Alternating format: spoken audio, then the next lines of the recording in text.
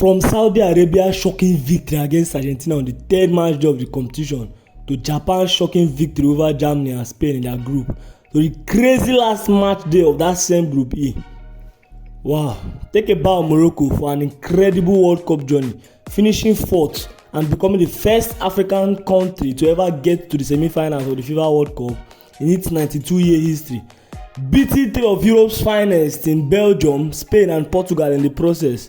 And while Spain couldn't score a single penalty in their shootout against Morocco, Spain, a team that put 7 past Costa Rica in the opening game, Croatia did maintain their relevancy at the top of the world, finishing third just after being runners-up in the previous World Cup competition in 2018. Remember Abubakar's instant impact off the bench for Cameroon against Serbia? Remember those scenes when Belgium couldn't get the goal they needed to move to the round of 16? Germany being unable to get out from their group for the second World Cup campaign running. The tears in the South Korean camp when they advanced to the round of 16. Goncalo Ramos' hat-trick against Switzerland, which almost was the only hat-trick of the competition amidst so many braces, and that's Richarlison's overhead kick. Mbappe's hat-trick in the finals and Messi's brilliance throughout the tournament and the eventual crowning as champion. In the end, Qatar did deliver. The World Cup was everything as it gave its very best in tension, heartbreaks, tears, laughs, broken records, upsets. And on the 18th of December 2022, the 2022 FIFA World Cup finally came to an end with Argentina emerging champions. And this is the Soccer Theatre's team of the tournament.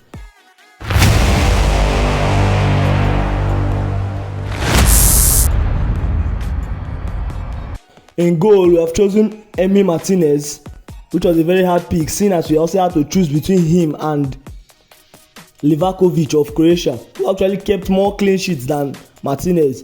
But this Argentine shotstopper caught the eyes of many during the World Cup, especially during the penalty shootouts against Netherlands and France. And that 117th minute save in the final. At our right back, we are picking Achraf Hakimi. The PSG right back is quite an easy pick, even though we have the likes of Molina to pick from, Ivanovic and Koundé. But these ones, they literally had replacements. Hakimi played every possible minute for Morocco. He delivered very well, giving so many clean sheets in the process and not picking up injuries like Saiz and Aguerd. At our left back, we are placing Ivan Perisic. Perisic played a lot of minutes for Croatia, coupled with some clean sheets, switching between attack and defense for him. He's such a utility player. At our defensive midfield, we have Sofian Amrabat. This guy was really exceptional in the middle of the park, holding the fort between defense and attack. This one was actually one of the easiest picks in a particular position. In fact, the president of France, Emmanuel Macron, when he visited the Morocco dressing room, in the presence of other players, he hailed Amrabat for his performances and he called him the best midfielder of the tournament. In our 5 and 6, our both centre backs were picking 2 older players, Otamendi and Pepe. In the middle of the park, we have LUKA Modric. The legend finally takes a bow, or so we believe. Modric at 38 he carried Croatia a lot during this World Cup. While Enzo Fernandez, the centre midfielder, won the Young Player of the Year and is expected to take this centre midfield spot, he didn't quite do as much as Modric did for his team, if we are to be honest. And our attacking midfielder of the tournament, Lionel Messi, is that ever in doubt? For our attack proper, we are placing Julian Alvarez on the left wing. Julian Alvarez has always been under the radar. Funny enough, many viewers during the World Cup did not even know that he plays at City. You wouldn't really blame them. That's what happens when you're deputy to Haaland. Alvarez delivered his best for Argentina. He was involved. He was very, very involved in goals. And on the other flank, we will be putting the one and only Kylian Mbappe. And just a reminder that as at the end of this World Cup, Mbappe was just 23 years. A World Cup winner and a World Cup runner-up already. And for our centre forward, we'll be placing Olivier Giroud there, who is the most underrated striker ever. Full stop. And this is the Soccer Theatre's team of the 2022 FIFA World Cup tournament. We do have some honorable mentions for players that caught the eyes during the World Cup. We have Argentina's defenders Molina and Brighton midfielder Alexis McAllister.